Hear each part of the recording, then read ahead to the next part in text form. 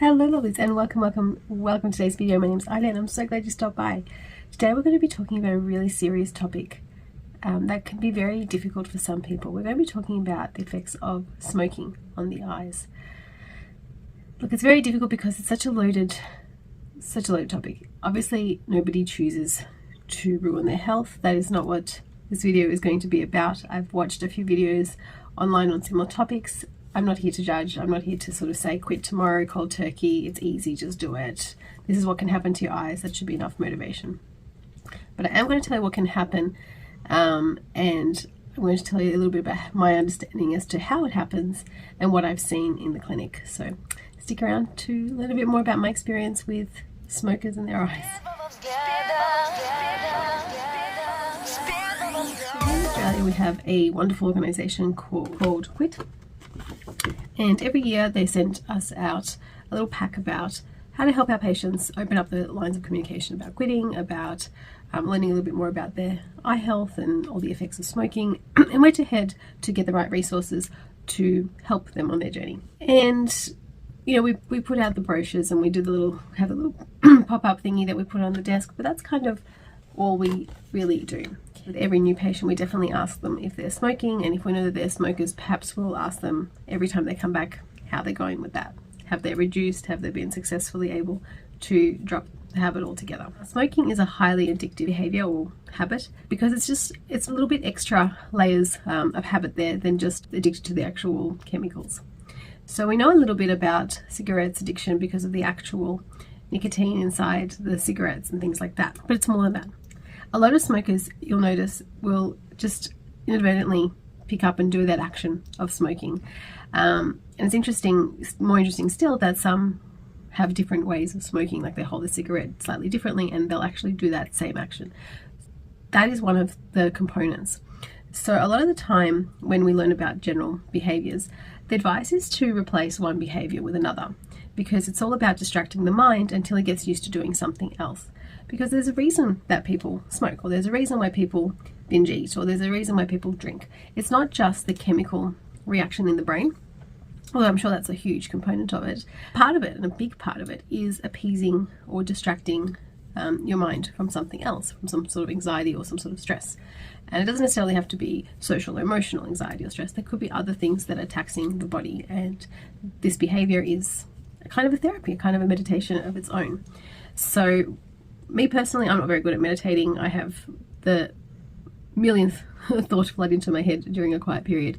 So for myself personally, I've never smoked, never liked it, never thought anything good about it. But other behaviors, I've always found it really helpful to set myself small goals, and every time I achieve them, my reward is to actually set a new goal. So that's one of the things. The other thing is, as I mentioned, a replacement behavior. And a lot of those replacement devices, whether they be like the vapey type things, which have also been said to be not very good for us, or, you know, e-cigs or all that sort of stuff, or, you know, nicotine substitutes, things like that, could be one thing. Or there are so many wonderful tools, especially marketed at children, which shouldn't be a distraction, like fidget toys, or mindfulness, colouring in, or different puzzles, things like that. You might even enjoy taking up a new hobby like reading, or if you're not much of a reader but you do want to enjoy some new informational learning, there are things like Audible or different listening type apps that can give you that sort of access to books and literature, or even fiction, as a way of distracting the mind and, you know, giving it a positive distraction. My biggest favourite, and I've seen this in my kids, that when they get particularly worked up, especially my oldest, he loves to draw. Now he's an avid drawer and artist anyway, but he doesn't do that type of drawing when he just wants to relax. He doodles. And I remember thinking back to when I lived at home, Mum, when she was on the phone, she worked on the phone a lot because she's an interpreter, and she would do all these jobs on the phone, over all these phone calls, going between two languages. It's a really taxing skill on the mind. You've got to be able to think in two languages simultaneously and speak in two languages simultaneously and switch seamlessly. You've literally got to be two people in a conversation, in a dialogue, and you're the third one there just switching between. Very huge exercise for the brain. She would just doodle the whole thing over by the end. I'd find that keeping busy is a better tool, or maybe just taking a 5-minute little break and enjoying a little app of some sort, whether that's a game or like a Sudoku, or I don't know, solving a little online puzzle, or whatever the case, whatever is interesting and distracting enough and kind of sucks you in enough but also it has to be a really positive thing. It needs to be something that you feel really good about, which is why my suggestions, the list of suggestions I've come up here, have all been really positive and kind of mind-building. Just a coping mechanism for a much deeper issue or a much deeper stress. And I really, really, really love the ability of a counsellor or a psychologist to really diagnose and dissect our minds. It's a wonderful process to watch as a bystander or as a third party, where you look at somebody's personality, traumas, whatever you want to call it. You know, I'm not a big fan of kind of only outlining the times in our lives where we were victims. It's really important to also celebrate the times in our lives where we grew from a situation, for example. But if you allow a psychologist in deep enough, they really can see the different rivets and the different building blocks of your character, of your personality. And so fantastic to have somebody not only get to the bottom of what the problems are, but also remind you or to demonstrate to you how amazing your strengths are. Everybody has amazing strengths. I do not believe and will not believe that there is a single person out there that's all problems and all negative. Of course, we all come with our beautiful light and our beautiful strength. And sometimes we need a good friend, sometimes professional, sometimes just a somebody. This has to be a somebody who can recognize those amazing traits, remind us that we have them. And that can be the start to something wonderful, something you were fearful to give up. Like a habit. This is really, really broad, and I'm intentionally keeping it that way because I don't want to give you my opinion on addiction or smoking. That's not my profession. It's not what this channel is about. It's just my experience with smokers and what they've told me and what I've observed and read, and, you know, little things like this that come along in the mail, you know, and then further reading and further literature that I've been able to access in my profession that tells me a little bit about these addictions that then affect our patients in the long run. Now, what are those effects? Now, it's the eye. It's actually been really, really closely related back to macular degeneration. With macular degeneration, we tend to have three main causes. The main one, of course, is genetic. So it tends to be that if it's in your family, there's a high chance you'll have it. The next one is diet. Now, it's not just diet today or yesterday, it's also diet in utero, so what your mum ate when pregnant, and in childhood, in the development stage. And more recently, we've seen a bit of research that kind of talks about the blood supply to the eye.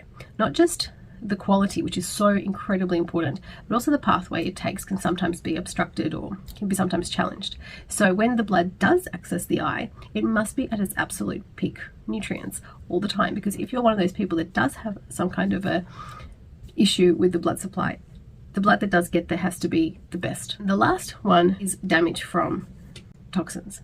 Cigarette smoke being probably number one. Number two, and a close number two, would be sun damage, but if we're talking about people who were competitive sailors or outdoor swimmers or lived on a beach or things like that, we're talking about like sun worshippers that practically burnt their retinas during their lifetimes at some stage, and then that was the kind of UV damage we're talking about. We'll often also find different pigmented spots in their eyes, like different freckles in their eyes, or we'll find early onset cataracts. Like there'll be other evidence of sun damage. It won't just be the macular. Whereas with cigarette smokes, we do see a higher incidence of things like occlusions or little strokes in the eye, and of course the macular changes. Really, really briefly, because I've spoken about this quite a few times on this channel, macular degeneration is where the little receptors in the back of the eye that are supposed to receive light and then convert it like a little factory and send off a message through the different cells in the retina and then eventually into the nerve and into the brain about what light is coming in. So that means not just on and off, black and white, but also the different colors and things like that. Receptors in the case of macular degeneration unfortunately stop working. When they stop working, it's usually because they've been filled up with debris. So just like any factory, it creates debris. Debris needs to be carried away and recycled. And those little garbage truck cells don't do their job very well, and the factory ends up getting littered and shutting down. When it shuts down, it stops working. And that's basically early macular degeneration or dry macular degeneration. And dry macular degeneration can get quite severe if it ends up with atrophy, so a lot of factories and a lot of debris and a big lacking of the garbage truck cells. But sometimes you get this next stage or the next phase, and that's when the body thinks, oh gee, I better come to the rescue and send more blood supply, because of course that comes back to that concept of maybe there's not enough blood supply, or maybe it's not high kind of quality blood supply. So the body has little VEGF molecules available to create new blood vessel growth, and that we call neovascularization. Now, unfortunately, neovascularization or new vessel growth isn't very high quality. It doesn't really belong and it doesn't really save the day like the body intends it to. Instead, those vessels are really quite poor quality because they're new, they're fragile, and they eventually pop and bleed. And that's when you get the wet phase, macular degeneration. Now, luckily these days we do have a drug that can treat the bleeding, and they're anti-VEGF drugs. So that's really, really great and really, really positive news in the last sort of decade that we've had that available. Very expensive, mind you, and very invasive and really annoying and all that sort of thing to the patient, but really amazing because we have saved quite a few people from going completely blind. Those who have had blindness due to the wet phase or the bleeding phase can definitely have their disease either stopped or slowed right down.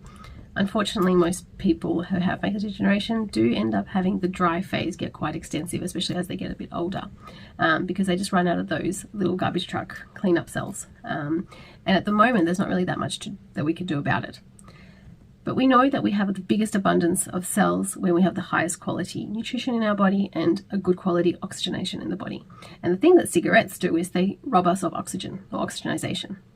If our lungs aren't replenishing our blood with oxygen readily enough, then that blood can't spread out as well. It can't give that beautiful oxygen to our end organs, and the eyes being one of the main end organs. Affect the kidneys, the fingertips and toes, any kind of fine vessel which is easily affected by things like oxygen changes will definitely be affected by long-term smoking. Even to the point that we had a twin in the clinic. She's unfortunately not with us anymore. She'd be quite elderly by now. And it was really, really interesting because we spoke extensively about how her twin was a smoker, a social smoker. And she had never, ever smoked. And she kept on going on about how her twin smoked and she just never smoked. And it's not fair that she has macular degeneration and her twin doesn't. And then as we were talking, I said, well, what, you've never even been around smoke? Like, she kept on going on about how she never smoked. I'm so good, I never smoked. And it came out that her twin was just a social smoker. It really wasn't a habit as such. It was just something she did here and there. Not that I'm condoning it. I'm just saying that this was the story. Meanwhile, she, although she had never actually inhaled a cigarette, worked in an office, a closed office where all the windows were closed because, it would be drafty if they opened the windows, and everybody else smoked. So she was in this combustion container, this precious chamber of cigarette smoke. So she was a secondary smoker and a chimney at that. Really, really heavy secondary smoker, whereas her sister, although actually had some cigarettes, probably did it outdoors, probably did it quite rarely, and probably it was only not that many over her lifetime in comparison to her sister. So it was just really, really, really interesting that we almost had like a little miniature twin study within our practice just through this anecdotal evidence, and it comes up over and over, time and time again. So I guess what I kind of wanted to pass on to all of you out there is, if someone's smoking, I personally am quite allergic to cigarettes, so that's why I don't like them very much, more than anything else.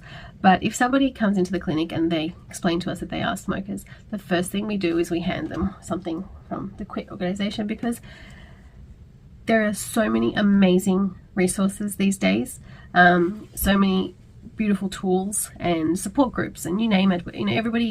Every single person enjoys a different type of approach. They're all extremely individual, and that's the beautiful thing. So by having resources like this, they are the type of people that can really link you up to an option that would suit you and would work for you. The other thing I would say is don't give up.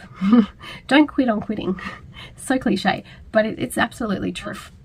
I've quit some really, really, I now realize, bad habits over the course of time. Little things like I do a 12-hour fast overnight. It's not much, but it's changed my health dramatically, both mental and physical, dramatically. I wish I knew about it sooner. In fact, I did know about it sooner. Many patients told me, I don't eat after 6. It's really good for you.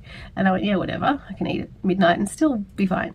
In my 20s, I got to my mid-30s, and it has made a huge difference to just have it's usually more like a 13-hour gap, but a 12-hour gap overnight. It's so gentle. It's not an actual weight loss thing. It's not long enough to be effective as a weight loss thing, but by consequence of better sleep, better digestion, better everything else, better energy, better brain condition, better everything, my body has been able to detox and also lose weight, which is really, really fabulous.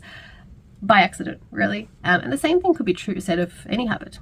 The habit of eating late at night, or the habit of not eating all day because you're apparently too busy and then stuffing your face at 9 p.m. because that's healthy, right? Of course not. And the same thing would go with smoking. We are all addicted, to use that word very loosely, or used to little rewards that we give ourselves, little kind of endorphin hits. And if we can find different ways to get that feeling, to feel like we're rewarding ourselves or treating ourselves, or relaxing our nerves, calming our nerves. For me, it was not eating late at night. For somebody else, it might not be picking up and lighting up that extra cigarette, or any cigarette, or maybe not purchasing them in the first place, or maybe, taking up a new hobby instead, to distract the hands, to keep the hands busy, but also relax the mind of whatever it was that cigarettes were previously relaxing. So I hope you enjoyed today's video. I'm very passionate about these topics, but I am very mindful that I do not want to be judgmental, because I certainly don't mean to be.